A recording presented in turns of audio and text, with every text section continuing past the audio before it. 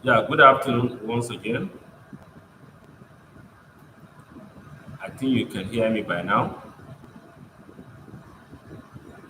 Yeah, my eyes is off the comment. Can you hear me now? I think you should. So, good afternoon once again. As I've said earlier, today our area of focus is on innovation and entrepreneurship.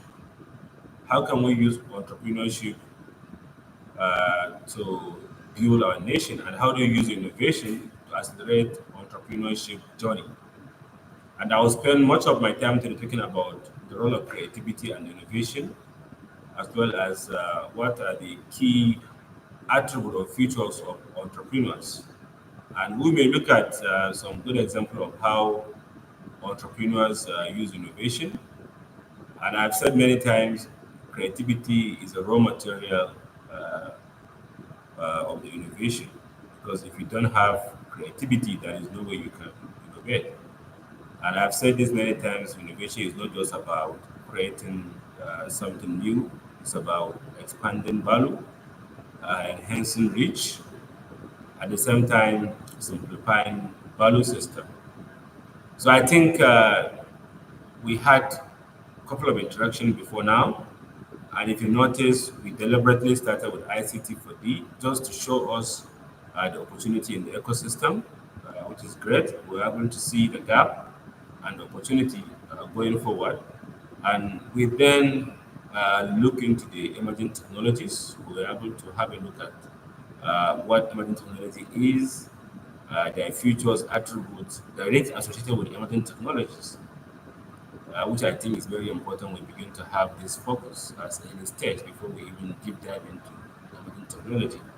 Every emerging technology have a danger associated, but we can do analysis to see the impact. And probably, as I keep saying, we need to be pragmatic. And I remember before getting into this stage, I demonstrated a couple of books and materials for you to read. Beyond just the idea program, I would really suggest you take time and read all the books. I think I earlier shared these books, if I can remember. So have time, go through the books, and I believe there will be, I mean, the book will be able to assist you to sharpen your entrepreneurship journey. And beyond that, if there is any way you think we can help you within the next 10 months that you'll be with us, we'll be happy to support and talk to your domain specific lecturers and get deep with them. We'll be happy to assist you. So, as I said last week, we'll be doing fortnight interactive lecture. We'll be inviting experts from different fields to talk to us about the new things happening in their domain and probably show us the opportunity and the challenges of the system. So going into the focus of today, if you talk about innovation and creativity and entrepreneurship, it's important we do a deep dive and see who is an entrepreneur. If I ask this question, can you tell me who is an entrepreneur? Who is an entrepreneur? What are the skills or attributes of an entrepreneurship? What are the skills and attributes of entrepreneurs? And what are they doing different from us that are not entrepreneurs? And probably who is an entrepreneur? If you're an entrepreneur, type for us, yes, I'm an entrepreneur and I'm doing this and that to support myself, my family, and the country at large. So I can hear someone talking about risk taker. Yes, entrepreneurs are usually risk takers. They usually take a lot of risk, which is interesting. You know, they don't want to leave anything unchallenged. They challenge the status quo. I think somebody said creativity. I've said this, creativity is a raw material to innovation. Someone said entrepreneur is someone that sees an opportunity and use it to make profit. Yes. I mean, if you are a good entrepreneur, you can provide a solution. Why not? Take the money and make profits. It's about innovation and creativity. Yes, someone said yes. I am an entrepreneur, student with a graphic design. Yes, absolutely. Graphic designers are really solving a lot of problems with their design. Entrepreneur, solution provider, yes. Entrepreneur is a risk taker hoping to make profit, yes. I have a shop that I used to sell fabrics here, yes. To be an entrepreneur, you have to think ways to create income that will support you and your family. So I mean, I like what you're saying. So, but in a general sense, and I always tell this to my students, we need to have this entrepreneurship mindset. And beyond that, if you're not an entrepreneur, you need to support entrepreneurs. And I say this all the time: if entrepreneurs all did same business, for example, if all of us sells yarn, as someone said, so if all of us open shop, if all of us bake pizza or sells nut and shoes and whatever, we all do the same thing. Or if everyone is producing Coca-Cola and Pepsi, it will be a big issue for us. So entrepreneurship journey is important because if you are an entrepreneur, you always think about solving problems. And today's problem is not tomorrow's problem. And I always say this: entrepreneurs solve problems. They are just problem solvers. And most of the entrepreneurs don't think about money first. They think about solving the problem. If they solve the problem, then they take it up. You may think about, yes, I am an entrepreneur. I start this, but I fail all the time. So sometimes failure supports you to think big and also have a bigger solution. One of my mentors keep talking to me about a failure conference. That is a particular conference where people that fail go there and share their failure journey. And I think one of my mentors also shared a book with me, which he called "Fail with Pride." Sometimes you can fail. Yes, when you fail, it's not that you didn't do your best. You put all your best, but unfortunately, you didn't do it well, and you fail. Then you take it up as a learning curve. So if you have time, you can search this book in the internet, and probably you can have it read. The name of the book is "Fail with Pride." You know. So if all of us do same business, same everything, we operate in the same industry, we sell in the same market, and we have the same product and the same services, so none of us would be at the competitive advantage access. And when I say competitive advantage, is taking every advantage in your sector and taking all the market share, or maybe being a cost leader in your operation or in your domain. And many domains that we think about, they are very, very difficult to get into because it requires capital, it requires expertise, it requires knowledge, it requires massive production. But entrepreneurs are not only looking at getting something that is already mature, they always start bringing something out of their scope. And if you take, for example, some example we gave last time, practically everything you see in our domain now is being piloted or championed by entrepreneurs. And entrepreneurs are not just people that are making profit or making money. And I've seen many Newton of social entrepreneurship these days. So don't just think about money or think about profit. Think about solving problem and think about the long run or running a business. You could make money today, tomorrow you begin to lose. It's okay. But everything you do need to be aligned within your own value system. And entrepreneurs are always carving out a niche for themselves. And I always sell this, say this unique selling proposition. As an entrepreneur, you need to have your unique selling proposition. What are you doing that is much, much more bigger than what others are doing? And if you have your unique selling proposition, it will definitely help you to differentiate your business and make it stand out from the massive competitors. And for you to get that, you need to really implement a very high level of creativity. And if you have that creativity, then you have a DNA of innovation within your entrepreneurship ecosystem. And that will enable you to practice much, much more better. And I've said many times, innovation and entrepreneurship, much more specifically, something within the same class, but innovation usually supports you to cultivate creativity. And that when you cultivate creativity in your business, then it supports you to innovate. And when you innovate, you automatically get a higher place and you create big value. And that value can definitely support you to generate revenue if you are revenue driven. Uh, Else, you could be able to develop a usable case scenario where people could use your model and begin to do something much more better. If you take, for example, most of us are on social media. We didn't pay anything to connect to Facebook, to YouTube, to WhatsApp, and the rest. We didn't pay anything. There is no contract that have to do with money. But we signed end user license agreement where we agree that they can use our data to generate revenue. Uh, but at the same time, we're driving value by connecting to their services. We didn't pay to connect to YouTube this afternoon, and we're doing interaction now. So we are getting value from that. But at the same time, Google or Meta or Zoom, if you're using Zoom, they are generating revenue from every click you do. So if you have a unique selling point, you could create a new value, you could generate revenue, you could create large usefulness case of your business.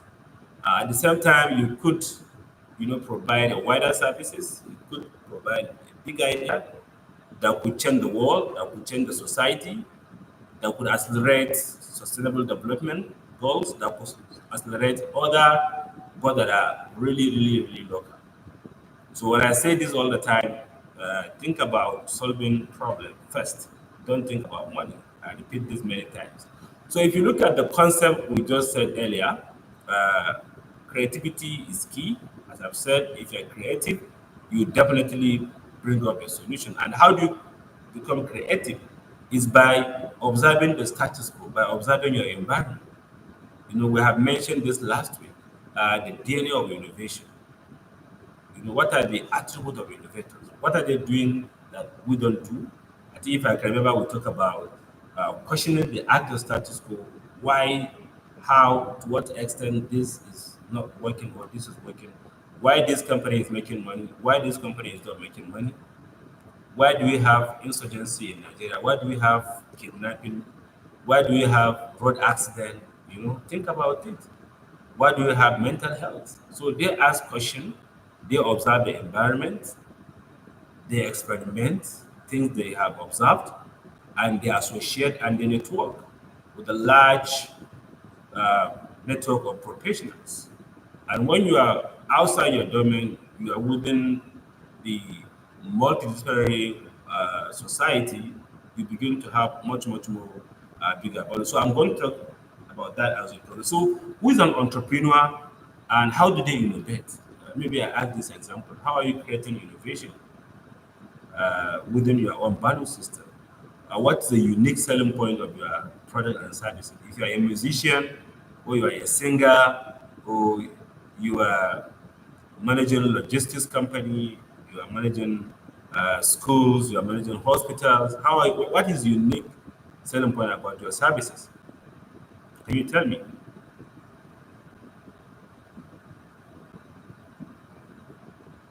Can you tell me about that?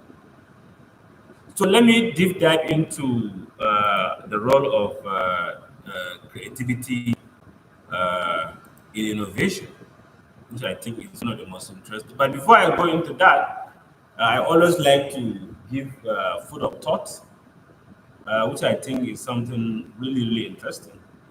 Food for thought. So just to remind you, we are not lagging in the innovation index. We have all what it takes as a nation to be innovative. We have population, large population, big market.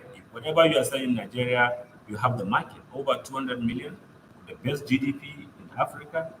Globally, we are 31 GDP in the world. I think I've shared this data, but I still bringing it up for you to have the notion of what I'm trying to do today. And we have over 198 active telecom lines in Nigeria. I think 286 connected lines. And teledensity is 104%, which is very massive. Then when you talk about internet users, about 184 million connected internet lines. This is data we got from NCC, over 50 million social network users in Nigeria. But in terms of HGI, Human Development Index, we are ranked 161 out of 189.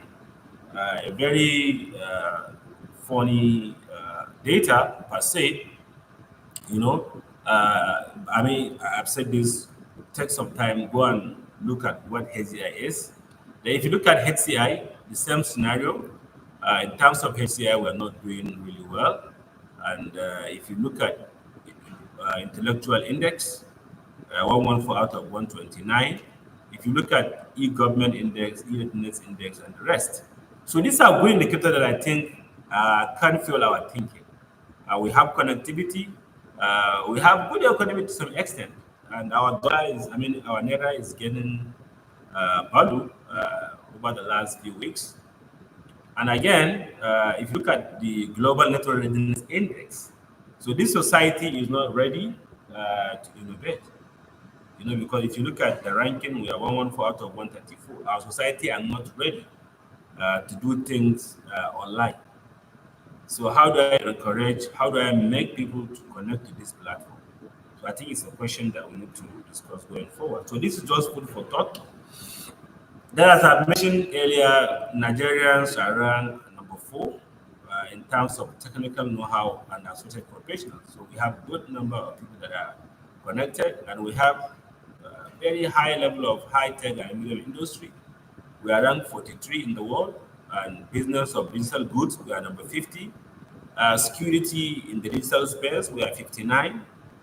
Use of open data, so Nigerians are very, very good in extracting and engaging with the open and even closed data. We are ranked number 69, so which is very good for business. And e-commerce legislation, we are ranked number 77 globally. So I think these are good indicators that can tell us Nigerians are very, very creative. But the problem is we are not putting this creativity into the market. You know, we always consume what other people are doing. But I think as we progress, I'll show more reason for that. So, you know, I always like sharing this data. So if you look at this as an entrepreneur, this is mind-blowing data. You know, this is coming from Smedan. Although the data is a bit old, but it's still very relevant and very little change based on data, unofficial data coming from the SMEDAN. So SMEDAN stands for Small and Medium Development Agency. So in total, micro businesses in Nigeria are 99%. So only one, I mean, just a fraction of, even a one of our businesses in Nigeria are really, really in the scale of small and medium enterprise. So which is a big number. So if you see this, over 36 million businesses are micro. I think that's where our economy is not really, really doing well. And it's something that with innovation and creativity and digital entrepreneurship, we can change that score. So only about 68,000 businesses are small businesses employing between 10 to 49 staff. And only about 4,670 businesses are operating within the scope of medium enterprises and employing about 50 to 200 workers. And I've asked this, I've deep dived into this data to see many states, particularly states in northern Nigeria, uh, many, and even south and southeast, we don't have this large scale of companies that are employing more people. And it's reversed the case in developed country. You have to tweak the data up, and that's why you see most of them their GDP are recording in trillions of dollars and pounds, which is a big issue. And if you look at this second graph, you could see majority of our businesses are operating below 500 turnover per month. So which is really not good. So over 25 million businesses in Nigeria are getting revenue of just 50,000 naira and below. And I think if you look at the slope, again, just about 6 million are generating up to 200,000 naira revenue per month, as well as up to 500K, relatively low. and then. So why? Because creativity is not something that is really very available in most of these enterprises, and you cannot run a business if you don't innovate. Within 1 to 3 years, you collapse. And I always love talking about big companies and their spending in R&D and creativity. Some companies spend as much as half of their revenue for R&D. And when I say R&D, I mean creativity and innovation. So this is something that I think I just have to share this with you, and we can ask ourselves question: why businesses in Nigeria are making below 50,000 naira? And even though we have this innovative space, we have uh, practically everything put in the state for us to tap into this. Then I also like this data, and it's mind blowing again. If you look at the sector where we have much of our citizens operating, are basically wholesale and retail. So if you look at this number in the wholesale and retail, 52% of what Nigerians do is around wholesale and retail. Basically, I buy yard from a bar and I sell. Maybe I buy 10,000 and I sell 11,000 naira. No value addition. But of recent, I've seen many innovation around tailoring, fashion design, and a lot of work, really amazing work done by the youngsters. If you go to Instagram, Snapchat, you see a lot of youngsters open up a tailoring company, and that they add value into the system. Instead of buying from India, from Bangladesh, ready-made clothes, you could buy it locally. You can buy the yard and just add value, and that will appreciate the economy going forward. And I tell this story even last time when I had this class. One youngster that I've known, he told me he used to buy material of about 15,000 naira. You pay tailors maybe 5,000 naira, and he normally sell 35 all the way to 50, depending on the market opportunity. So that is value addition. And that's why Adidas, Levi's, Gucci, and the rest of the clothing company do businesses all over the world, because it's a big business with a very big profit margin. So, but if you look at other sector, agri, even though most of our population are into farming, but still very few businesses are recorded to be doing businesses. And that's why many times the Minister of Agri keeps talking about this. We do subsistence farming, we're not doing farming as a business. If you look at construction, 2%, you look at manufacturing, 13%, and the rest. So art, entertainment, and recreation, about 1.4%, education, 0.79%. And that's why we have many out of school children, and that's why we have big learning poverty, as we said. So if learners are not learning, and in some states we have as big as 99% learning poverty, big number, and we have over 20 million children that are out of school in Nigeria, and we still don't have business to do in the education system. That's the big issue. So, but if you look at the other picture by the right, is the U.S. Employment by sector. So the major sector is education and health services. 36,000 businesses operating in that sector. Professional and business services, wholesale and retailing. I mean, if you look at it, it's reverse the case. They are not doing much in the agri. Yes, the same way we are not doing much in the agri. But I'm going to show you another picture that show to us how agri in the US begin to shrink. People are no longer interested in agri. But if you look at wholesale and retailing, 19% is still very high in the US, but leisure and hospitality, a good number and a good rise. So halftime, take a Google search and begin to do this visualization. It will tell you a lot of story. And if you look at this, I'm going to the next picture. If you notice, this is change of the employment sector in the US from 1850 to date. So if you notice, in the early age of industrial revolution, majority of the U.S. Opportunity are basically around agriculture. You see, it's shrinking, right? If you look at manufacturing, you know, it got boosted 1950, but it's shrinking because US is outsourcing most of their manufacturing. Most of the big companies in the US are no longer producing in the US. They do their manufacturing in China, in Vietnam, in Hong Kong, and a few other. Even the outsourcing business, the services, the accounting, the legal business, and legal services, and even telehealth care services are now done online using doctors that are not in the US to support the public health services, using teachers from India, from Nigeria to teach the US children and the rest. Then household work is also shrinking.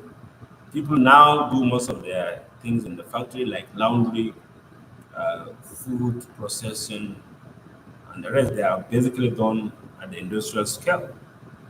Government services is expanding because government is digitalizing, and financial services and inclusion is also expanding. The healthcare, and that's why the life expectancy rate is increasing because a lot of offices are now open up to provide healthcare services. Telecommunication, I think, is not really changing much from 1950 to date. Then utility, you know, a lot of work has been opened up in that sector. So think about this and think about which sector require a lot of creativity, you know, and innovation out of this sector. I'm not going to say much around that. Then look at the change, 1850 to 2015. You see, agri is declining, mining is declining. People are moving into clean and more prosperous business and services. But the reality is, all these sectors that are increasing in the US require a lot of creativity and innovation. Basically, entertainment requires a lot of creativity and innovation. That's why in the US you have the Disney, you have the Hollywood, and the rest of the industries. Professional services require a lot of high level of creativity. The same thing with financial services. Business repair and services require a lot of level of creativity. If you have a mobile phone spoiled, if you're not innovative and creative, you cannot repair that mobile phone. And healthcare as well. Education. Think about Nigeria. We practically complain about education, about healthcare, or repair service. So how do we begin to tap into the market of people that complain? I think that's the issue I think we practically need to tell ourselves. So all this require massive innovation and creativity. You know, you cannot begin to provide good services in entertainment, in the government, without moving into the creativity industry. And still going back to Nigeria and look at where Nigerians sell. Most of the things we produce or we manufacture, we sell within our locality. 70% of businesses sell within their own neighborhood. Then same town about 72%, same state within Nigeria, in Africa just about 1.7. And in fact, we sell more to the world than what we sell to Africa. So I think it's an opportunity for us to begin to innovate, identify what other countries want so that we can export or import to them. So I'll pause here and ask a few questions. Why do you think Nigeria is not selling much out of Africa within ECOWAS, or we are not selling much to the world? I would love to hear your feedback on this.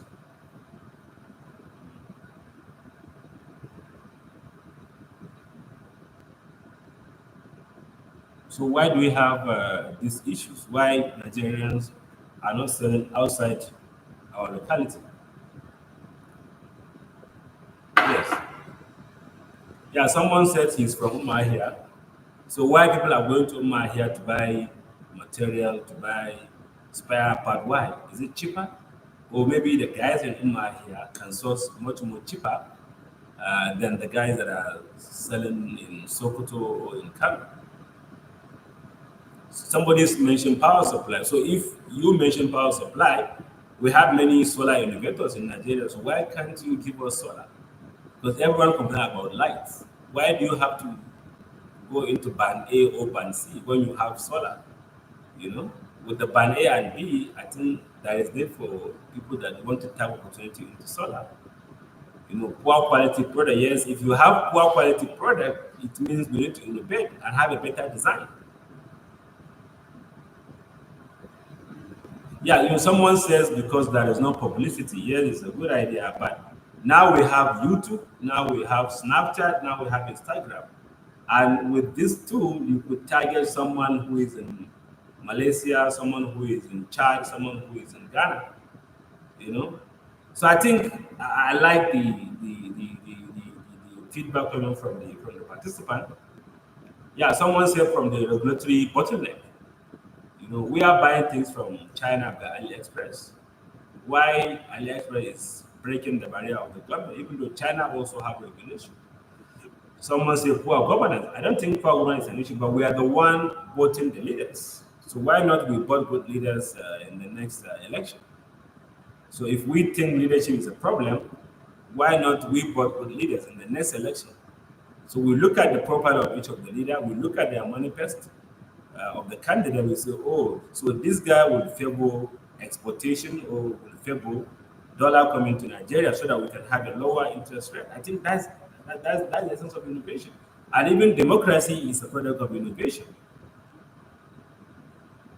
Yeah, I think, I like the interaction, but I just have to go.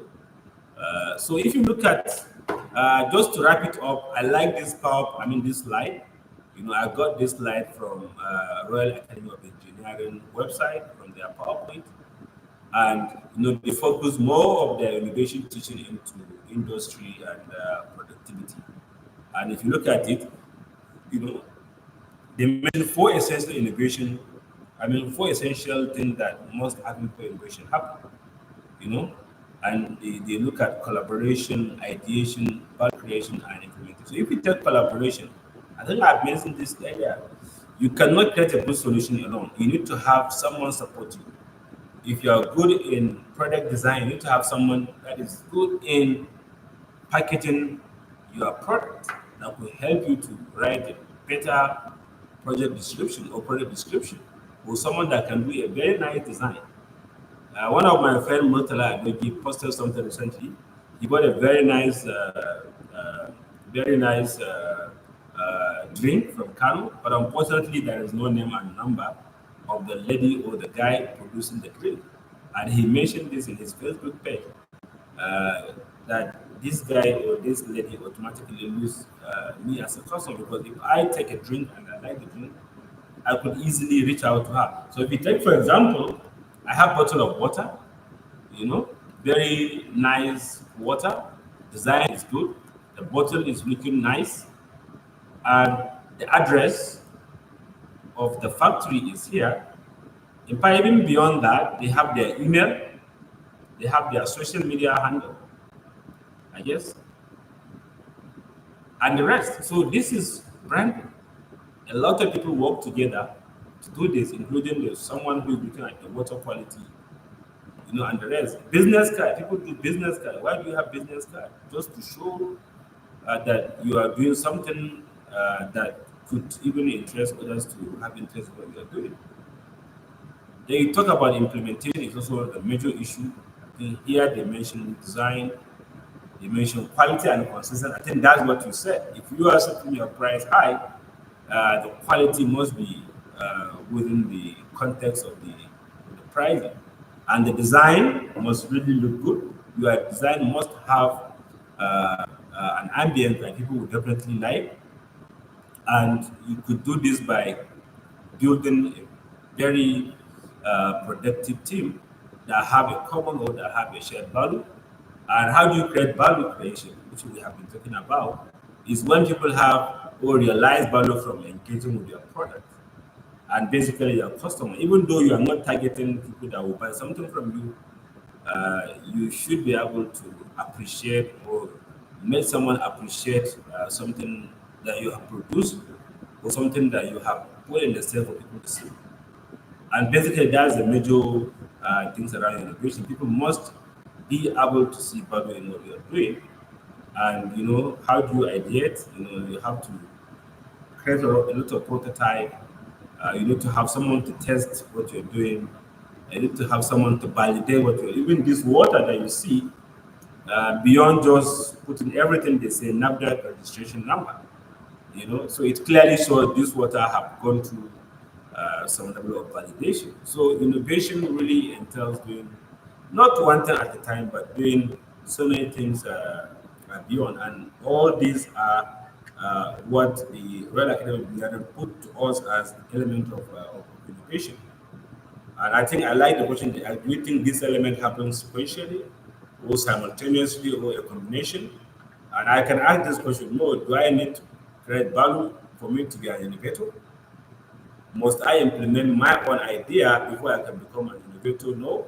You could do the ideation, you collaborate with someone, then you can ask someone to implement the solution for you. And probably will create a value. You may not necessarily create the end value as a result of your innovative thinking, but someone could build from where you stop and then be able to have a more realized value out of the ideation you have done.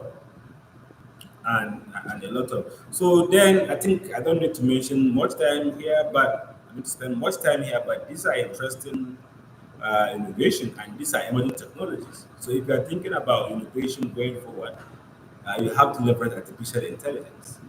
If you have leverage AI, you could definitely accelerate your innovation journey and your creative journey. And I use a lot of generative AI tool to support me to model, to rethink about what to do. For example, if I want to create a new product, I can go to ChatGPT or Gemini or whatever you call it. I begin to simulate and model and refine and fine-tune my ideation. And virtual reality, people need to have a reality beyond just the usual, the wow they see with their eyes. You need to embed some element of augmented reality to have that interactivity. I said this about 2 months ago when I gave a keynote speech for the Institute of Architecture annual meeting in Abuja, and they asked me to talk about the future of AI and architectural profession. And I showed them that the reality is AI cannot take over the job of architect, but architects may lose their job if they didn't innovate. And I appreciate things the Institute of Architecture is doing to speed up or to accelerate or to reskill their professional. And I was able to show them that if you are designing a house for me, I will appreciate more. I can pay more money if you give me a virtual reality of how my bedroom will look like, how my toilet, how my shower will look like, how my kitchen, and what is my view. I can pay more money around that. And I've seen many architects now leveraging this virtual reality and augmented reality. And robotics is an area where I think we're not doing well. And why China is getting much bigger in the production system is because they leverage robot. I think half of the robot that we have in the world are currently in China. And even Internet of Things, IoT, even beyond Internet of Things, there is artificial Internet of Things, AIoT, enabling you to collect massive amount of data from anywhere without having to power to connect to the device. Because most of you talk about power as a major limitation, but with IoT equipment, you could massively engage in big data collection, and big data is an area where innovators definitely have to focus their attention. You cannot innovate if you don't have data. And why earlier on I was able to show to us data from Summit. So I think with that data, you can think about doing something around that. And if you do that, you can definitely begin to ideate things around that. Then, I like this question they put, generate ideas for how each example may shape your personal life and your future. So I will ask the participant, I'm going to share this video, think about how AI could definitely change your thinking. And think about how virtual reality will take over your job. I'm a teacher, and I'm very skeptical about the innovation around virtual reality and augmented reality. If I didn't take this serious, I may not really have a job to do in the future. And even robotics and automation, how this can change your career plan, or how this can improve, can support you to deliver much more value, you know. And that's why people buy from China, because if you buy from China, the design is good, the product is fantastic, the solution is really nice, and the cost is very affordable. I talk to many entrepreneurs, they say, oh, we prepare to buy this thing from China than to buy from Abba or than from Canton Quali in Canada. So think about this and which are the most innovative company today and why, and maybe discuss which company in Nigeria is leading in the AI. I read something yesterday from the internet. The Minister of Digital Economy mentioned to the press that he got about $1.5 million grant to start AI innovation, which is really something fantastic for us as a nation. So think about this, and probably we should be able to have some new thinking out of this innovative. And beyond this, think about data science, think about gene editing, nano engineering, quantum computing, supercomputing, fog computing, and the rest of the other emerging technologies, precision agriculture, you know, um, lab-based food and whatever you call it. So I think I have seen a lot of feedback coming from the participant. So I mean, just to wrap it up. I mean, to make it much more specific, let me be too academic. I'm going to define what creativity is, as defined by Franklin. Franklin said to us, creativity is defined as the act of generating or recognizing ideas, alternatives or possibilities that may be useful in solving problems, communicating with others, and entertaining ourselves and others. So I really, really like this definition. It's done, I think, 1982, but it's still relevant. So if you look at the Franklin definition, creativity is as an act of number one, generating or organizing idea. So you may not really generate a new idea if you recognize someone's idea and come up with alternatives or possibility from that idea that you recognize or generate.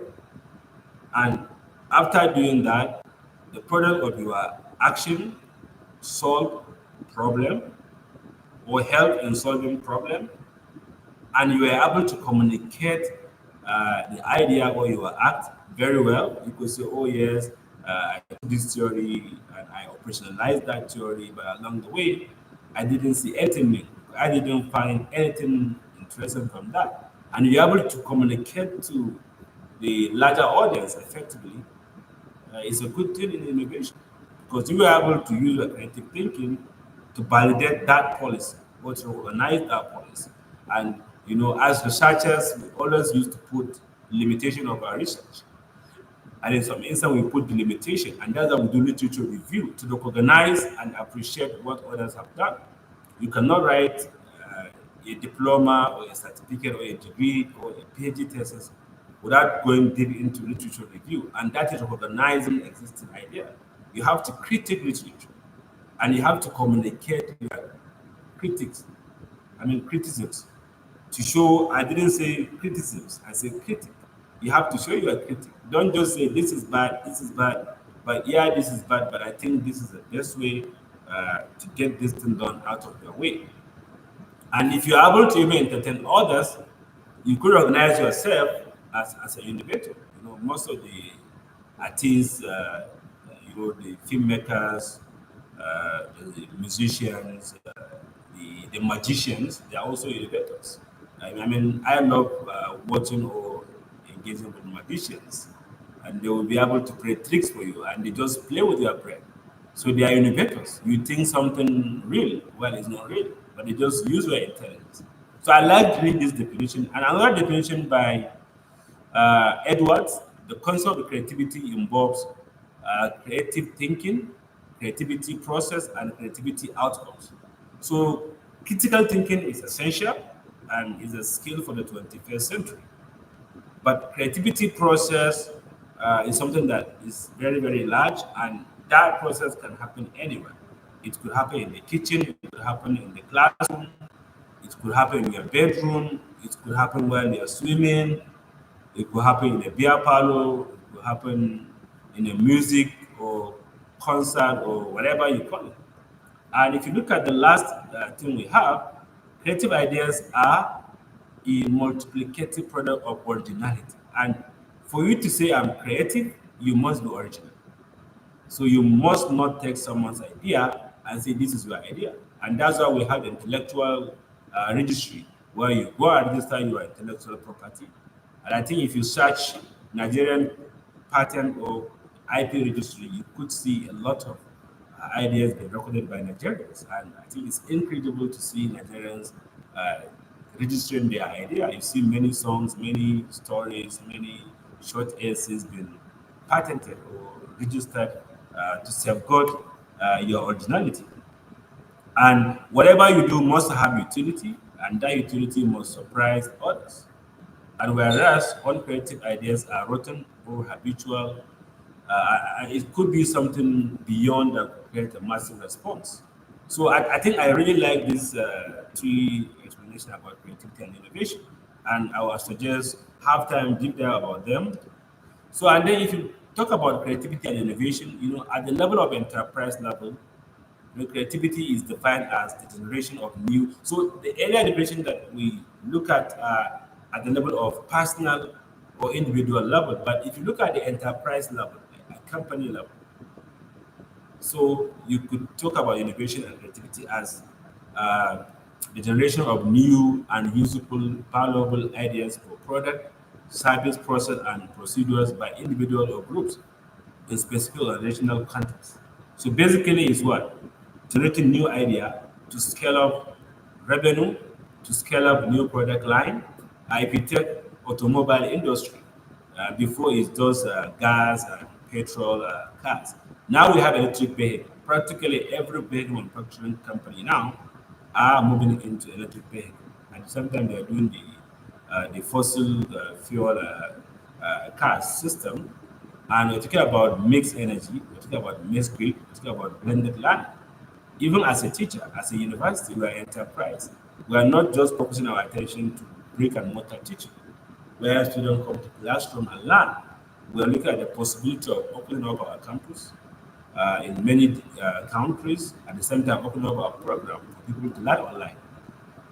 And innovation can happen either within the industry or outside the industry. So innovation that happen within or the actors that are innovative within the industries are basically your customers.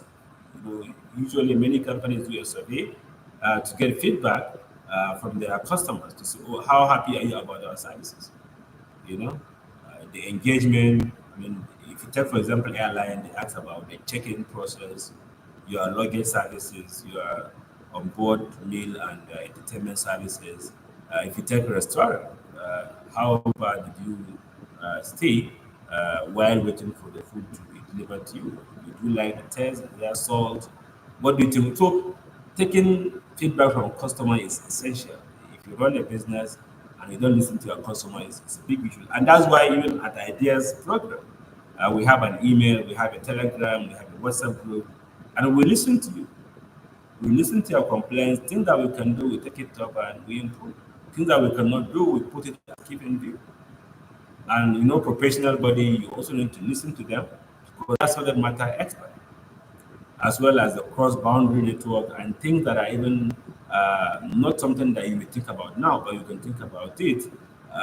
Then, if you talk about creativity or innovation input from the outside world, if you talk about government policy usually force many industry to innovate. If government is putting a lot of taxation or forcing companies to remove their carbon footprint and the rest, to be, I mean, I tell this story all the time. Based University, this semester we say no nylon bag. We don't want takeaway packed in our campus because we spend a lot of money to recycle the waste, and at the same time we want to be responsible campus. So we ban the use of plastic, rubber, and plate and whatever. You see, most of our students now carry food flags, they have tea flags, and the rest, just to reduce the amount. And that is not just because of the government regulatory, it's because of our interest to help the society. And sometimes your supplier will say, sorry, we're no longer supplying this, and we cannot support this product. If you cannot support that product, what do you think about it? Even in this university, we have many service providers that say, sorry, we're no longer manufacturing this, and we don't want to even give this out. And also research council and donor agencies. They influence a lot of creative thinking and innovation within our own industries.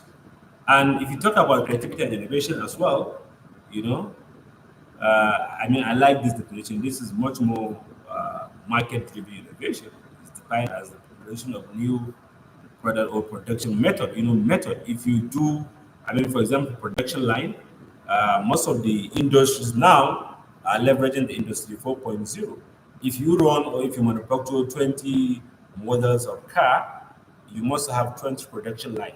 Now, with the pull and push mixed together with the innovative manufacturing processes, you can run one production line and produce over 20 model of cars because it's industry 4.0, it's robotics, and that's why things coming from China are cheap. It's not that they are bad, but because Chinese have leveraged the industry 4.0 and they're able to produce things in a much more cheaper and much more effective way, and that also leverage global outsourcing network, and people don't even keep inventory in the warehouse. I always mention the example of Dell. If you buy any Dell computer, it's not because the Dell just manufactured them, it's because someone ordered their product. Even BMW, they have the same model. So innovation or creativity doesn't just mean producing something new. It could be changing the way things is been done. I give you an example. In the last election, the federal government used card reader to reduce the amount of election fraud.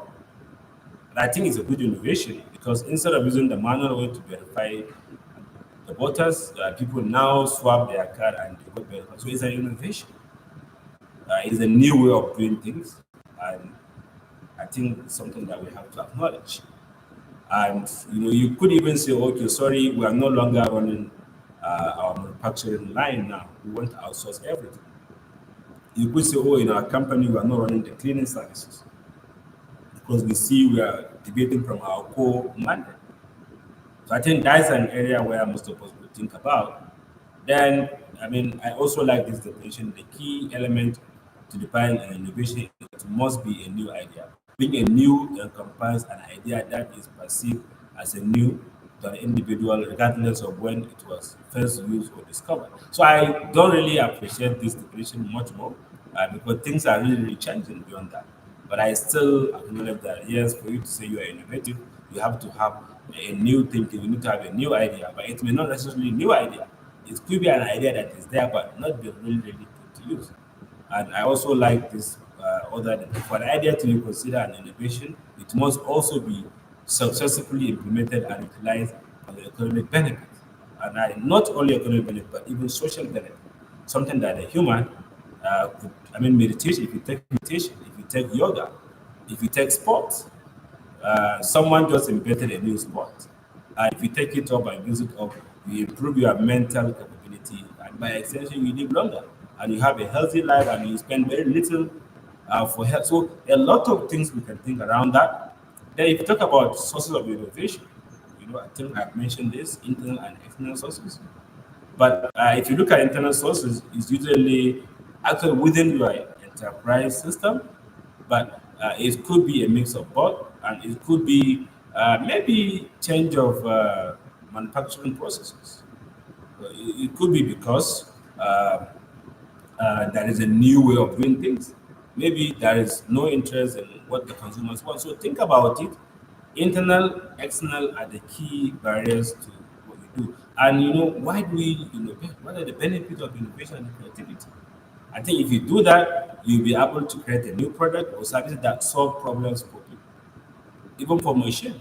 At the same time, you will be able to improve process and make them more efficient and effective. I'm just trying to wrap it up so that we can move forward. Then you will be able to find a new market for existing product or services.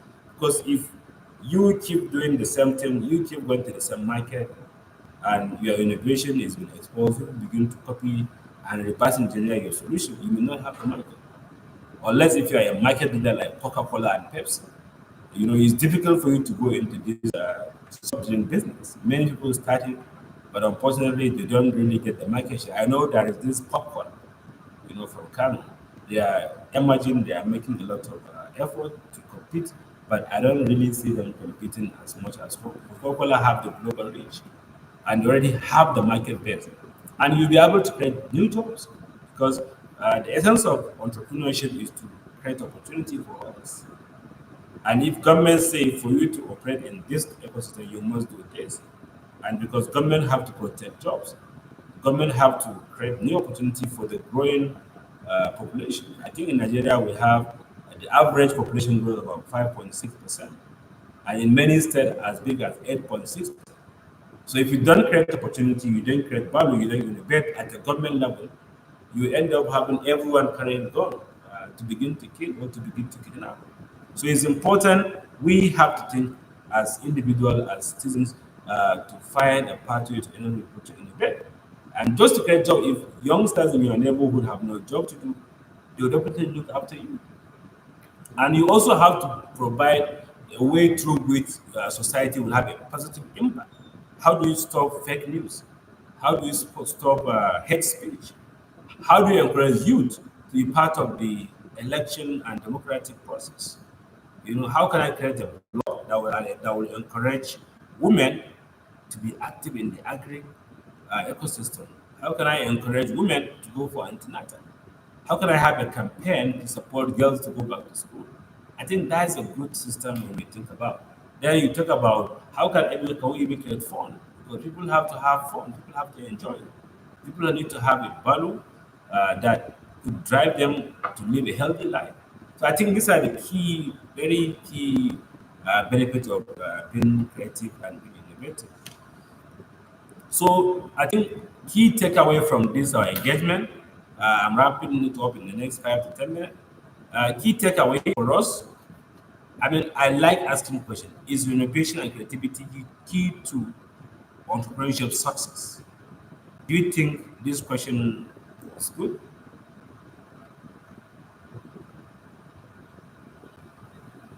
Is it a good thing?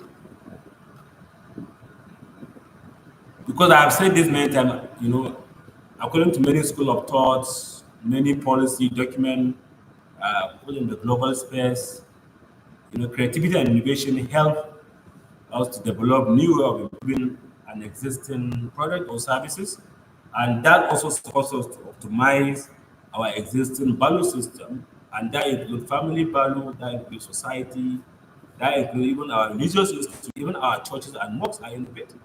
Are innovative.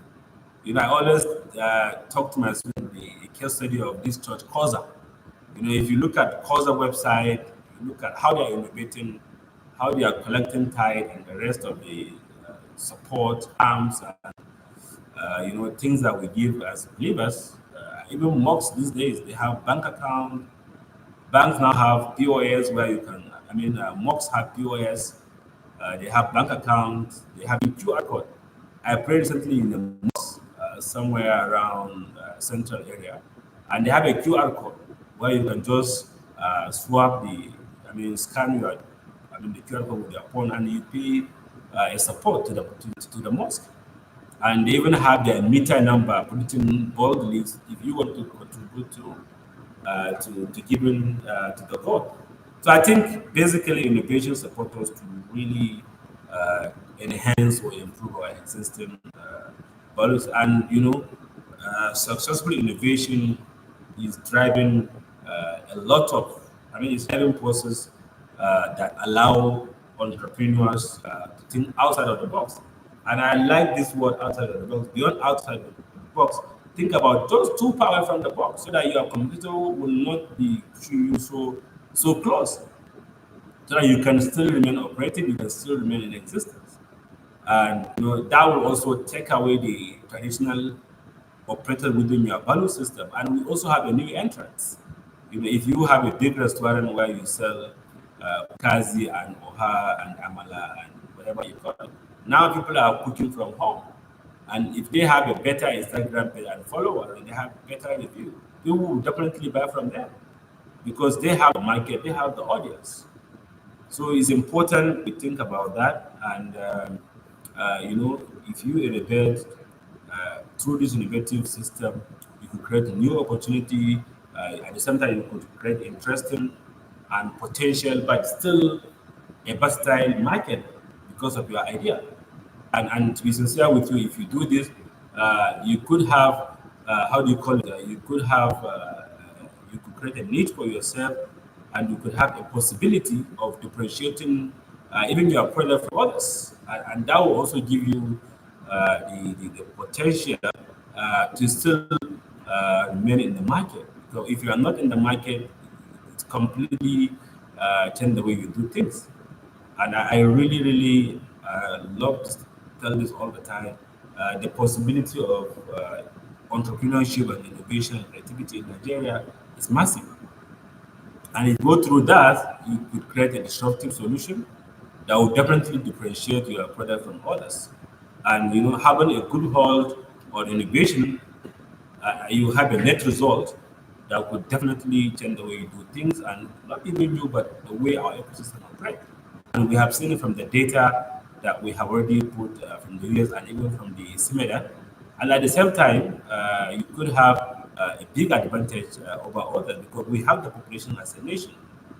So, going back to the question I have asked, is innovation and creativity key to entrepreneurial success? And I've seen few of you commenting, yes, yes, yes, but how? Innovation and creativity are essential to one's individual general success. Yes, yes, innovation, yes, but how? It's a key to success. Creativity and innovation help entrepreneurs to know their target audience, how to break into the market, and still remain very, very competitive. So I think I truly appreciate your feedback and your comment. But from my own words, you see, yes, I agree innovation and creativity are key to entrepreneurial success, and they are also very, very essential element to drive growth and sustainability for the business venture. But at the same time, innovation is also vital for us to succeed. And even as a student, you have to be innovative. You have to be creative for you to even pass your exams. And at the same time, innovation and creativity support entrepreneurs to differentiate themselves, from others. To say this is me, this is not others. This is my own product. By just looking at, if you look at Coca-Cola, you look at Pepsi, you clearly know this is Pepsi, this is Coca-Cola. Even though Coca-Cola had Mirinda, yeah, they have Fanta, Pepsi have Mirinda, they have 7 Up, they also have how do you call it? Can't remember the name of the drink. Then we have Coca-Cola, we have Pepsi Cola, we have Schweppes, maybe you have. So they all have the same product, but from the test, you could clearly say this is something new. And I always tell this even in the food industry. Most of our young ladies and young guys produce food, support the nutrition ecosystem, but you cannot differentiate the test. If I go to a shop today, I ate tuwon shinkafa, miyan taushe, and I go back tomorrow, I have a different test. There is nothing to differentiate. But if you go to KFC, you go to Mr. Biggs, you go to McDonald's, you go to Pizza Hut, and whatever you call it, in Jabi, in Sokoto, in KB, and Kano, the food tastes the same because they curated their recipe, and that's their secret. So, as an entrepreneur, you need to leverage innovation and creativity to safeguard your asset, to safeguard your business, and also to differentiate you from others. And at the same time, you have to prepare to respond to market change. At the same time, you have to solve the existing business problem. And if you run a bank or IT firm now with the Japan syndrome, how do you meet up with the Japan syndrome? At the same time, you need to respond to market changes, you need to solve problems, and you need to drive the risks that are always imitating our business. And at the same time, you must attract new customers and you must retain your own existing customers. At the same time, you have to foster collaboration within your ecosystem, and at the same time, you need to foster culture change so that the new boost of emerging tech will not take you out of your business. If you say, sorry, I don't do delivery, I run a restaurant, I only sell in my restaurant, have you may not even have a customer in the new years to come. For example, during COVID-19, most of the businesses have to innovate to begin to do things through the supply chain system. You say, oh, sorry, I don't take transfer. I only take cash. You may lose customers these days. And it's a big issue. You say, oh, sorry, I don't take bank transfer, or I don't take card transfer. I mean, you may run into a big business. At the same time, if you think about innovation, you may think about creating a new pathway to even begin to have a new idea, to even begin to have new product. And as it is for us now, we have the population, we have the opportunity, but we're not tapping into that. But if you think about creativity, we can seamlessly have our value system being pushed on to the next. So I have another question for you. How does creativity and innovation work together? How does creativity and innovation work together? How? Can you tell me how? How? Because we have earlier said if you have innovation and creativity infused into your business, uh, it spark a lot of interest and it sharpen your market. It supports even easy collaboration and communication. I think I have said this all the time. The telegram that we use for this class is very, very effective. It's very, very potent. Even though in the early stage we don't have a plan to have that. But along the way, when we see the response feedback from you, we just have to put the telegram page, which is interesting. So it's part of the innovative process, and we have to respond, we have to react as innovation, I mean, as the ecosystem begin to change. So can I have your feedback about this? I think we just have to be fast. Yes, creativity generates original ideas, while innovation turns them into practical solutions. Combining, combining to drive progress, solve problems, and spark positives. Creativity brings the idea, while innovation is exactly. I like it. You create and sustain it with innovation. Creativity feeds innovation. So I really like the feedback coming from you. It's an interesting feedback. I truly like what you're saying. But in my own thinking, yes, I mean, I support the idea. Creativity provides the foundation of a new and unique ideas, as someone said, while innovation is the process of transforming those ideas into tangible outcomes. I think that's what one of the guys said. So innovation, I mean, creativity provides thinking a foundation to have a unique ideas, while innovation is the process of transforming those ideas into a more tangible outcomes. And the two work together to create solutions, improve offerings, at the same time support us to take risks and also differentiate our product from others. At the same time, if you leverage creativity and innovation, we can, because we are entrepreneurs, we can foster a culture of continuous improvement and drive entrepreneurship. So I think really I'm getting amazed with what you guys are saying. Creativity is the sustainability of innovation. They have both the same aim of bringing new ideas into the business. So I think this is really, really interesting engagement coming from you. But as expert in this field, we should be able to really have a new thinking. And I think most of the experts that are operating in this domain, innovators are not born to be innovators. It happens as a result of change of the environment, as a result of exposure.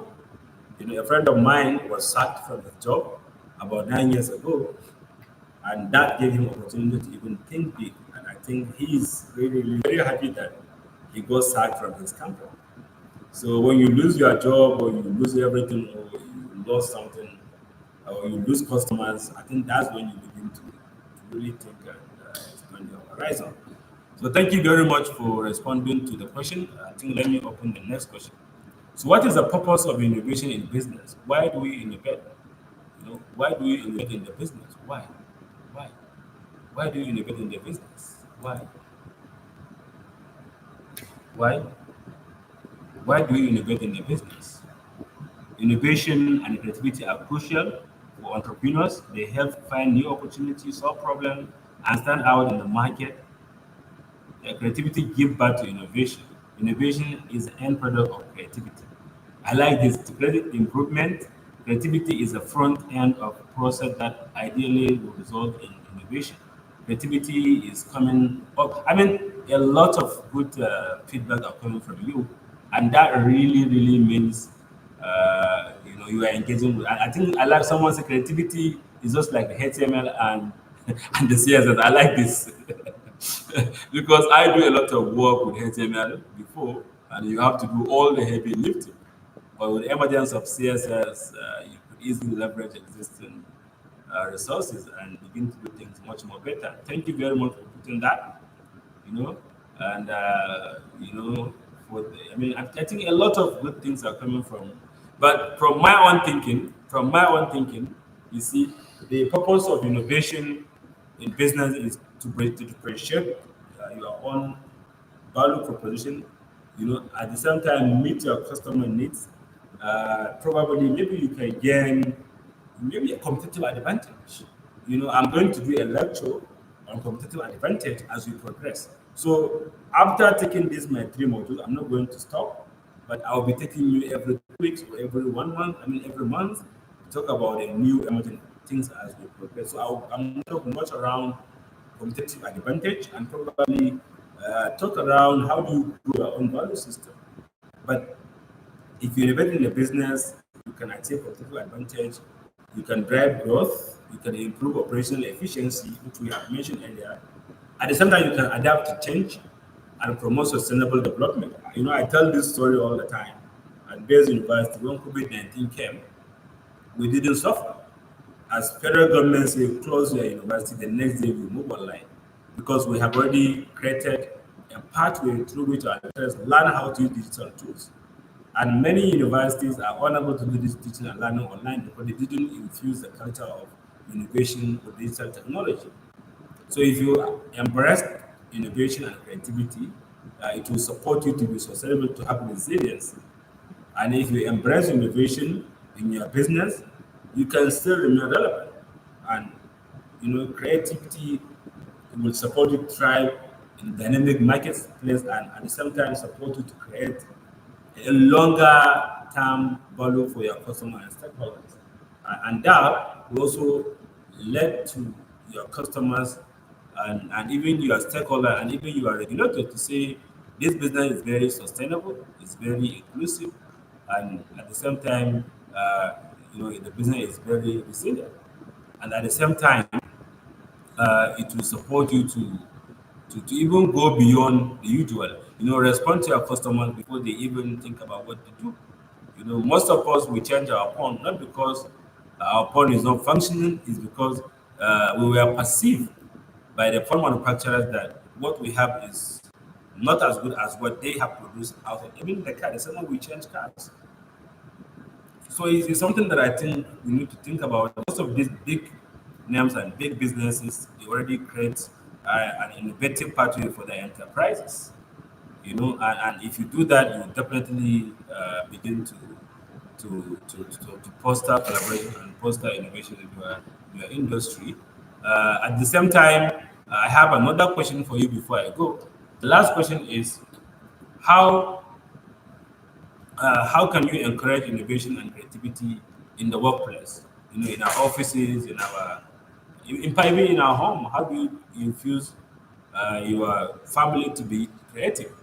And I have youngsters in my house, and I have daughters in my house, and they're telling the status quo.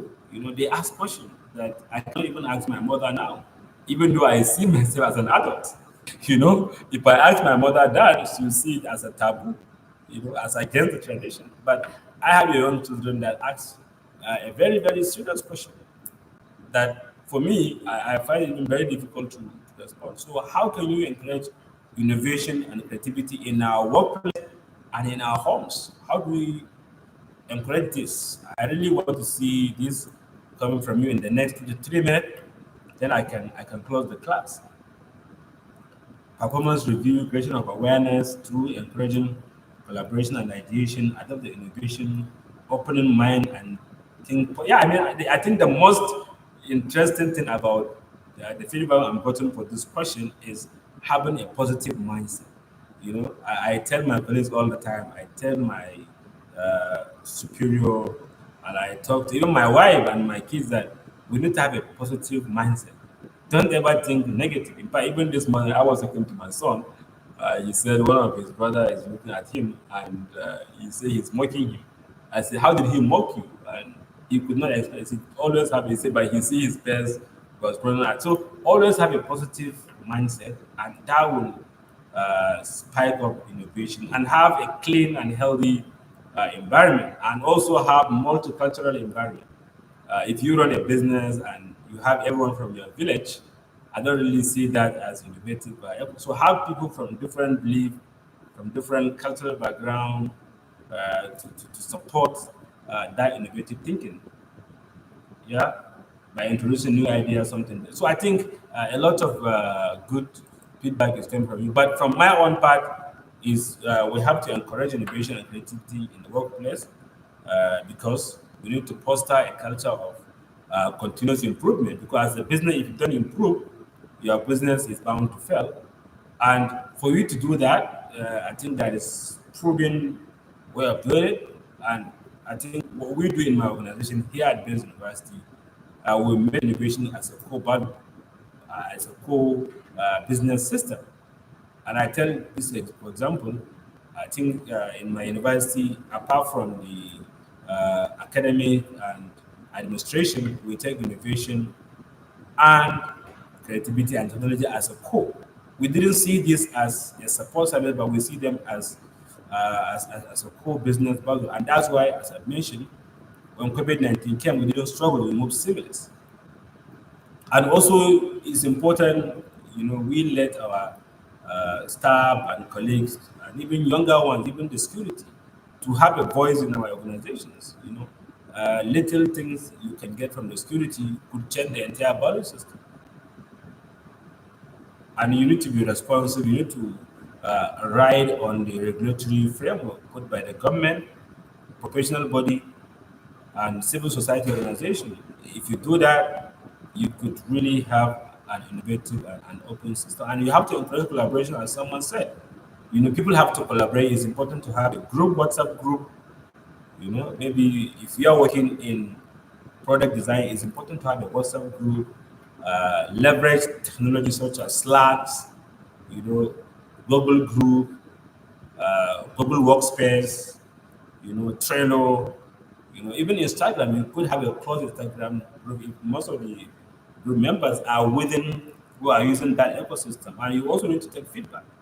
I tell this all the time at Base University. Every semester, we made it compulsory. Our student must give us feedback. So, Rislan didn't teach well. What he teaches is out of context, and I think he could do this to improve his teaching going forward. In fact, the most interesting part I see from my student is their end of the semester feedback and assessment. You say, "Oh, Rislan is over teaching. He's under teaching. He's not giving me the material." And we take it very, very seriously in this university. So always let your customers, let your stakeholders, let your host community, give you feedback and take their feedback very, very seriously.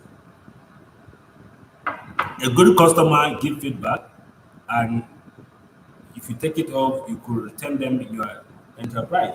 A bad customer always run away, and you have to reward your employee for putting an innovative ecosystem. You need to give them incentives. You need to incentivize their contribution to the enterprise, and that will also push others to think beyond the box. So thank you very much for taking time to be with us. And if you have any other question, do let me know, and I'll be happy to respond within the next 1 to 3 minutes. If there is nothing to share, I'm going to close this section, and I must appreciate all of you for tolerating all our, issues around timing, connectivity, challenge that most of you experience, and some slight change of the schedule and the rest. So thank you very much. I will stop here, and I'm going to end the live stream.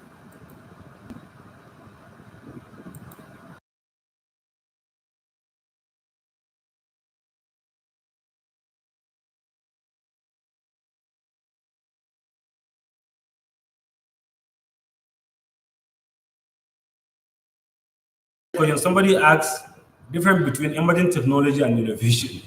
So we can discuss this in the next engagement. And someone asked, how can you get my number? My number is in the, I don't have an, if you message me, I may not respond because I have a lot of calls coming. But if you email me through my email, I will be happy to respond. So thank you very much.